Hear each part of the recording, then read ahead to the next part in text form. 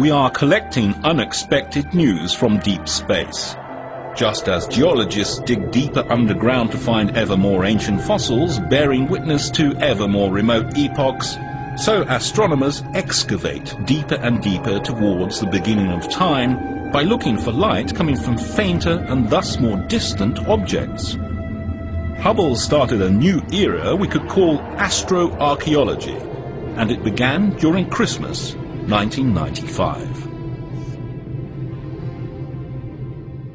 Pointing the world's most sophisticated telescope at the same piece of sky for 10 days in a row may sound a bit strange. And this was what many astronomers thought when they tried it for the first time at the end of 1995. Deep field observations are long-lasting exposures pointing at a particular region of the sky.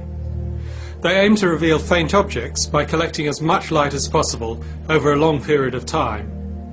The deeper an observation goes, the fainter are the objects that become visible.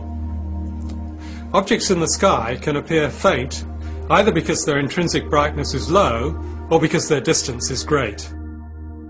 When this experiment was first proposed, an experiment consisting of staring at the same patch of the sky for weeks, nobody really knew whether it would have led to interesting scientific results. But when we first saw the images, the result was astonishing. We could see more than 3,000 galaxies in this small field. The observed region of sky in Ursa Major, the Big Dipper, was carefully selected to be as empty as possible, so that Hubble would look far beyond the stars of our own Milky Way and out past nearby galaxies. The thousands of galaxies observed in the first deep field were at various stages of evolution and were strung out along a corridor of billions of light years. This allowed astronomers to study the evolution of these objects through time, glimpsing different galaxies at different stages of their lives. After the first deep field, another long exposure was taken in the southern sky. Together, the Hubble Deep Field North and South gave astronomers peepholes to the ancient universe for the first time. Some of the objects viewed on the images were so dim that seeing them would be as difficult as discerning a flashlight on the moon from Earth. And we could definitely tell that the Hubble Deep Field has opened a new era in observational cosmology, transforming our view of the distant universe. The Hubble Deep Fields have caused a real revolution in modern astronomy. After the first deep field, almost all ground and space-based telescopes were pointed at the same area for long periods. Some of the most interesting results in astronomy have emerged from this fruitful synergy between instruments of different sizes, in different environments, and with sensitivity to different wavelengths. They gave us the first clear picture of the star formation history throughout the universe. Astonishingly, they showed that star formation peaked within the first few billion years of the universe's creation. At that time, stars were forming at over 10 times the rate they are today.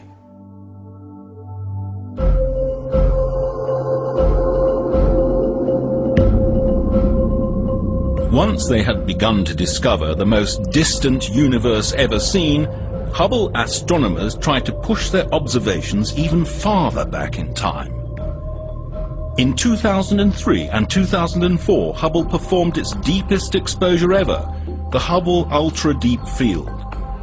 It is a 28-day-long exposure, going much deeper than the earlier Hubble Deep Fields North and South.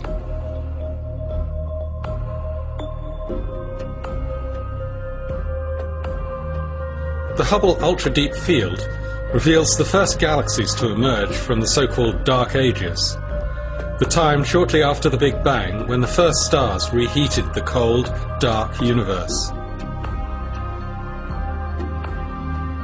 Just after the Big Bang, in the newborn, fast-expanding universe, before the era of the stars and galaxies, the distribution of matter was fairly smooth.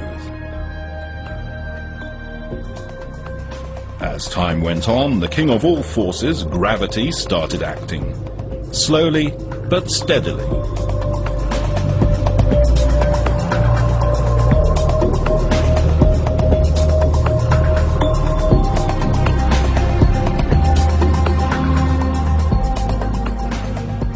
Under the influence of gravity from the mysterious dark matter, small clumps of normal matter started to coalesce in regions where the density was slightly higher than average.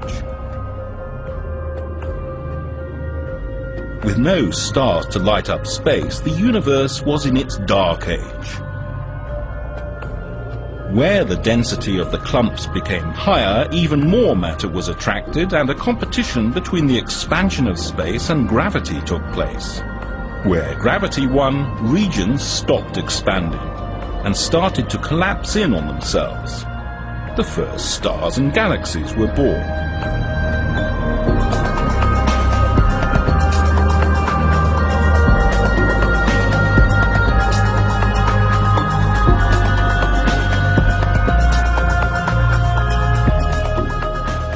Where the matter density was highest, at the intersections between the large web-like structures of matter, the largest structures we know were formed, clusters of galaxies.